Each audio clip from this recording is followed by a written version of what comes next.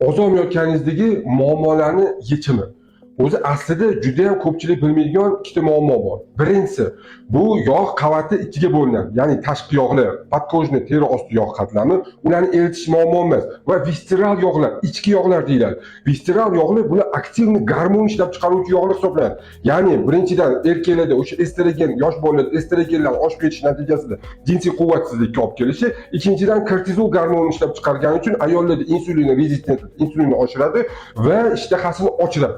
Zo'r bitta usulini o'rgatib qo'yaman. Kechqurun qilinadi. Qarang, oddiy kichkina gazlangan lubov suvni olasiz, unga ozgina limonni siqasiz, bir osh qoshiq olma sirkasini solasiz, yarim choy qoshiq zanjabil solasiz, ichki yog'larni eritish uchun va koritsa solasiz. Bu insulinni tushirib berish uchun.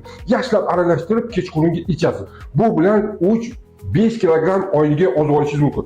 Yo'q, undan ham yaxshi ozaman, minus deylik, mana shunaqa 75 kilogramm ozaman desangiz, xuddi shu ovozli xabardek keladi. 150 kilodan 75 kiloga tushdim. Sizga rahmat, musobat turaman. 87-yilman. Damlamalaringizni ko'rib, ichib ancha vez tashladim. Unda siz mana shu Telegram botga o'tasiz, ko'rsatilgan. Mani 5 ta savolimga 30 sekundda javob berib turib, menga aloqaga chiqsangiz, salomatligingizni bilib olib, juda ham zo'r ozdirib beraman. Albatta, like bosib tarqatib qo'yish esdan chiqmasin. Sizdan doktor Kamil, e'tibor uchun rahmat.